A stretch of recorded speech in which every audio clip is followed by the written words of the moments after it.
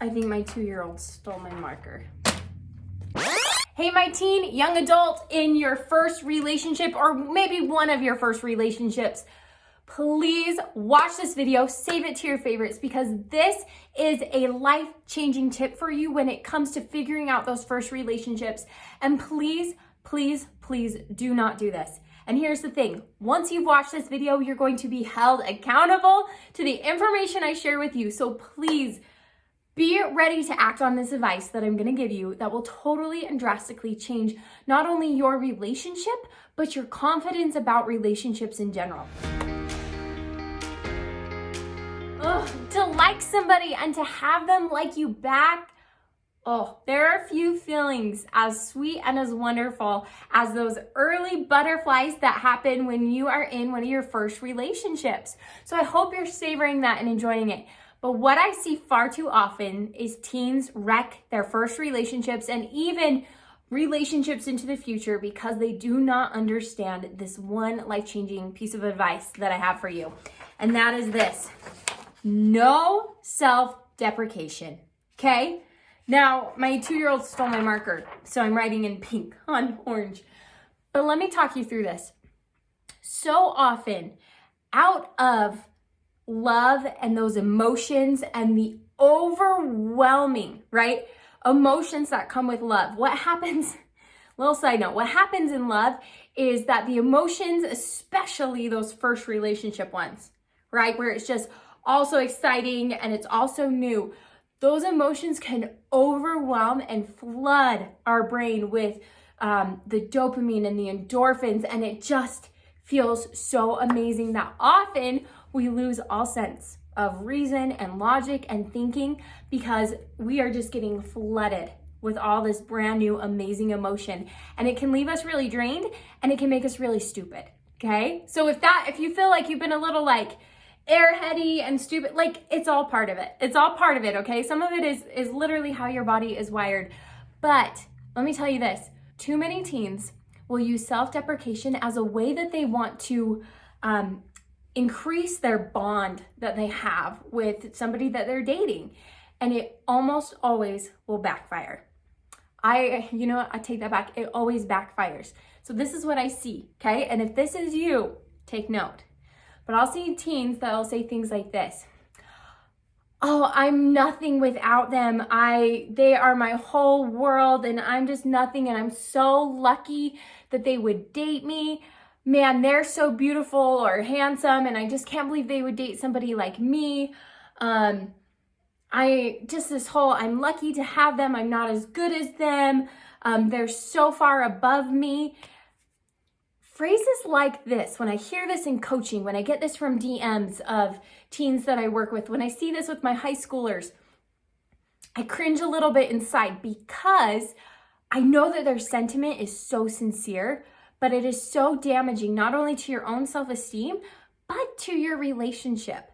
The point of a relationship is not to just cling on to the person that you like the most and hold on for dear life and to let them kind of take you through life, like you found your ticket. The purpose of a relationship is to bring two individuals who have so much of their own self to bring, and so much confidence and so much ability and strength that when we come together, we're 10 times, 100 times better, right? And so even with our first relationships, we need to bring our best self and our most confident self into that relationship. So if you are thinking, I'm not good enough, or they're so much better than me, and I mean, we're all fascinated and we all are like goo-goo eyes over who we like, but we also need to be goo-goo eyes over us. Yeah, a lot more hard to do, but it will drastically change your relationship because all of a sudden you are going from a relationship that is unequal, of whether they have the dominant position or you do, depending on who sees themselves as like, they're so lucky to have me, instead of a position of equals. You should both come into that relationship saying, I really like you. I am choosing you, and I only can choose you completely and fully because I also choose myself. I am the bee's knees, right? Like, you should be just as goo-goo eyes about you as you are about them. And if you're not, it's okay. We can get there. But one way that we get there is we stop and we totally cut out of our vocabulary any self-deprecation, anything that puts you down and puts them up. This doesn't mean that we can't compliment them. I mean, oh my goodness, they're so hot and so wonderful and so awesome, but so are you. Here's something else that I want to throw on here. It is human psychology that we always are looking for somebody out of our league, okay? Scientists believe that it goes back to our caveman days, that we were always looking for somebody that was bigger, better, stronger than us so that our seed, our children, could be even better and survive. And so it's so funny as human beings, we don't walk around going, who's like me, who's like in my range of, my possibilities. We're always looking for somebody just out of our league, and our brain goes, yeah, that's perfect. Somebody just out of my league, that's totally perfect for me. So feeling that way, right? If you really have found somebody that you're like, man, they're kind of out of my league, that's awesome, that's great, but you shouldn't give into that emotion and just feed them this constant you're so amazing and I don't know what I would do without you and please never break up with me. All those things, it doesn't make them want to stay with you more. I need you to hear that. It doesn't make them love you more. It doesn't make them want to stay with you more. If anything, it makes them want to run, because their brain, that part in their brain that says, I'm looking for somebody just slightly out of my league, right? That natural caveman part of us, that part of our brain we can't shut off, is always doing that. And so if you're telling them, I'm not in your league, I'm not as good as you, I can't believe you would date me, all of a sudden, instead of being bonding, all of a sudden they're like, maybe that's true. Maybe they keep telling me that. And so maybe I am out of their league. Maybe I need to go find somebody else, right?